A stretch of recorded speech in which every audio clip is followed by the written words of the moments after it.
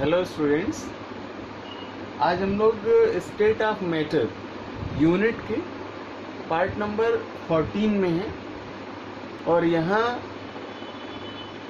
Special equation named van der Waals equation का study करेंगे।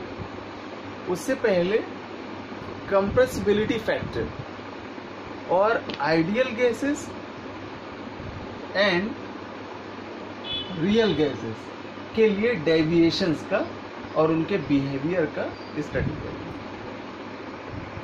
तो इस पूरे मैटर को यहाँ सब्जेक्टिव पार्ट्स को अगर नॉमिनेट करें तो behaviour of real gases, deviation from ideal gas behaviour कह सकते हैं। सबसे पहले यहाँ जो एक आउटलाइन दिया है ग्राफ का आइडियल गैसेस के लिए, इसकी चर्चा करेंगे।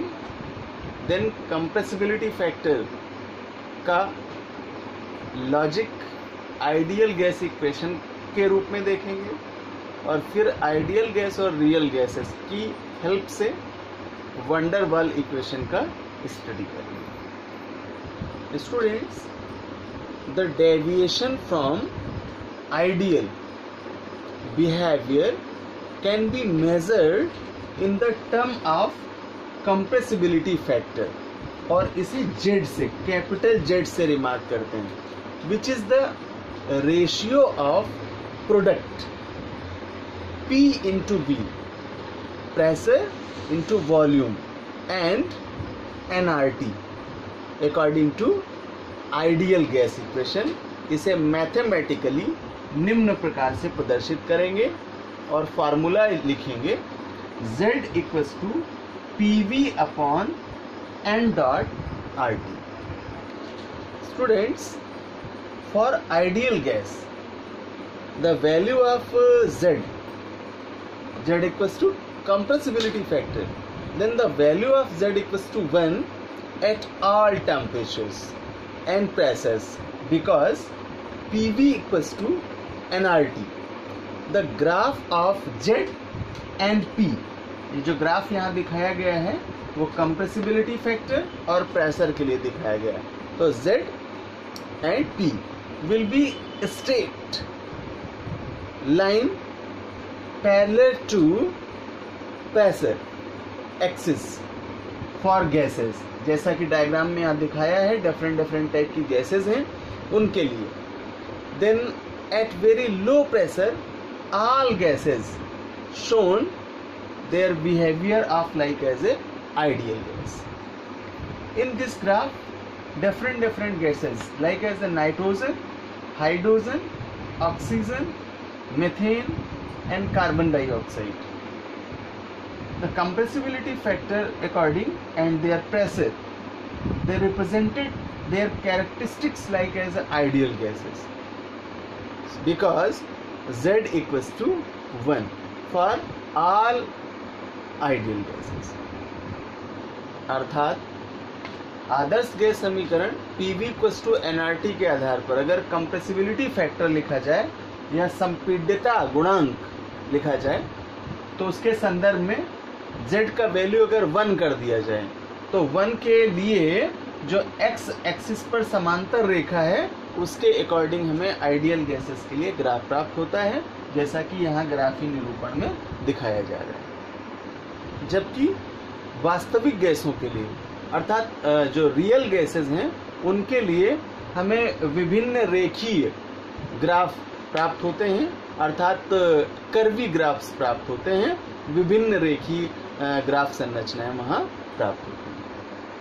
अच्छा, अगर हम इसके कारण की बात करें तो जो वास्तविक गैसों के व्यवहार हैं उनका हम आदर्श गैस के व्यवहार से विचलन यानी डेविएशन देखें और मुख्यतः अणुगत सिद्धांत के आधार पर उन धारणाओं को स्पष्ट करें। तो कुछ कारण हैं जो बिंदु के रूप में आपके सामने रखते हैं और उन पर आपसे चर्चा करते हैं। सबसे पहला कि अणुओं को बिंदु आकार की मात्राएं माना गया है जिनका आयतन गैस द्वारा घेरे गए आयतन की तुलना में नगण्य होता है, अर्थात नेग्लेक्ट होता है। चूंकि हम लोगों ने पढ़ा भी था कि गैस के जो मॉलिक्यूल्स हैं बहुत दूर दूर होते हैं और गैस के अणुओं के दूर दूर होने के कारण उनमें लगने वाले ससंजक बल या आकर्षण बल का मान नगण्य होता है। तो यहाँ कह रहे हैं कि जो मात्राएं हम उनको मान रहे हैं और गैस के द्वारा जो घेरा गया आयतन है उसकी तुलना में वह नगण्य होगा। एंड नंबर 2 पॉइंट्स, गैस के अणुओं के बीच में कोई आकर्षण बल नहीं होता है। तो यही मैंने कहा कि इसका वैल्यू चाहे नेग्लेक्ट कह लें, नगण्य कह लें या कोई नहीं होता है। देन इन धारणाओं के विपरीत अधिक दाब पर गैस द्वारा घेरा गया आयतन नगण्य नहीं होता है।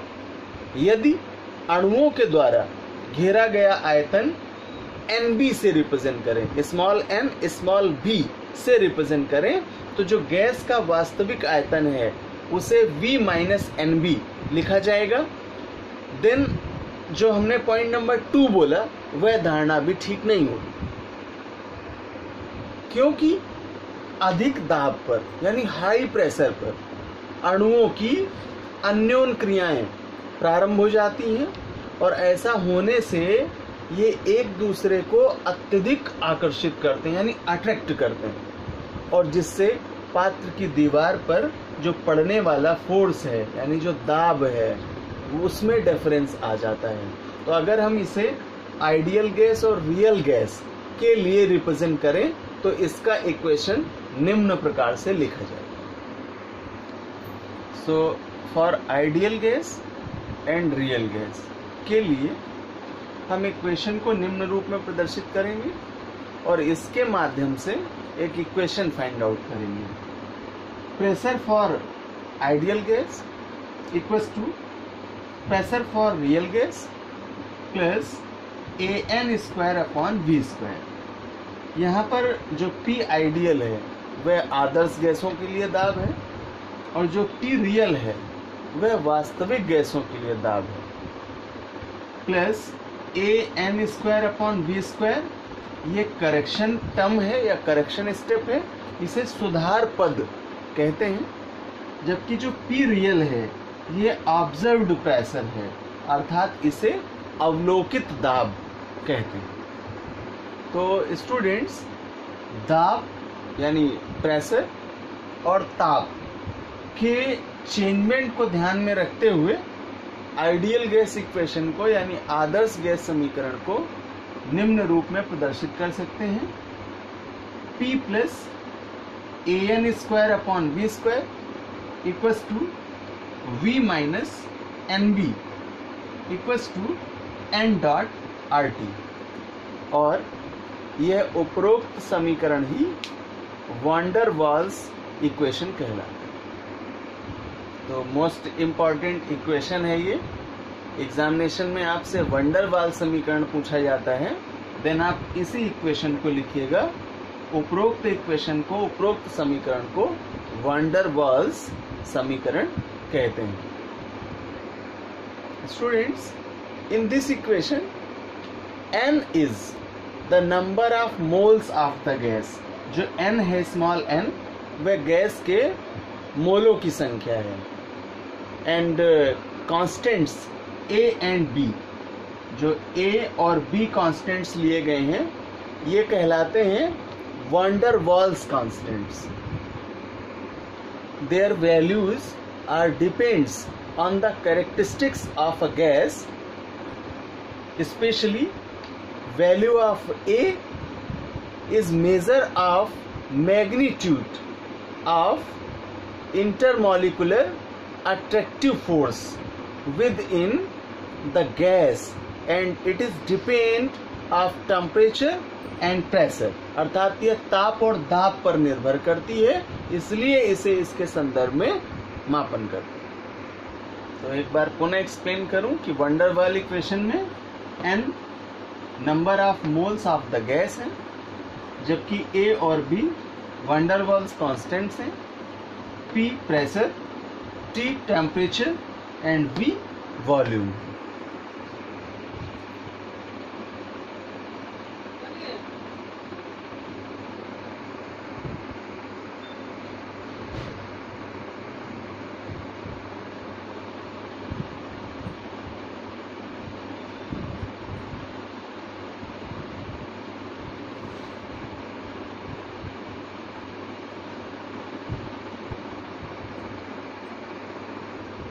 Now next short notes is viscosity, श्यानता. It is one of the characteristics property of liquids. Viscosity is a measure of resistance to flow which arises due to the internal friction between layers of liquids, layers of fluids as they slip past one another. While liquids flow, strong intermolecular forces between molecules hold them together and resist movement of layers past one another. तो students, श्यानता या viscosity द्रवों का एक प्रकार का विशिष्ट गुण है, अभिलाक्षणिक गुण है. द्रव के प्रवाह की अवस्था में जब तरल की परतें यानी द्रव की परतें एक दूसरे के ऊपर से गुजरती हैं, तब उनके बीच में घर्षण बल के माप को श्यानता या विस्कोसिटी कहते हैं. जब द्रव का प्रवाह किसी स्थिर सतह पर होता है, तब उस द्रव की वह परत जो सतह के संपर्क में होती है वह स्थायी हो जाती है, यानी परमानेंट हो जाती है. और जैसे जैसे स्थायी परत से ऊपर परतों की दूरी यानी डिस्टेंस बढ़ती जाती है, वैसे वैसे वेग बढ़ता जाता है.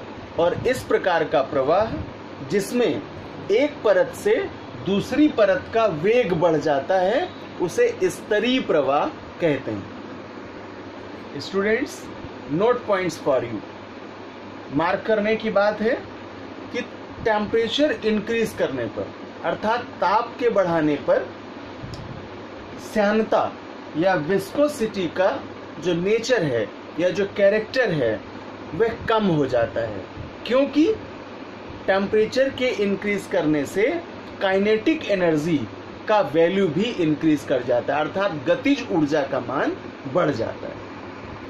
So we says that viscosity of liquids decreases as the temperature rises because at high temperature molecules have high kinetic energy and can overcome the intermolecular forces to slip past one another between the layers.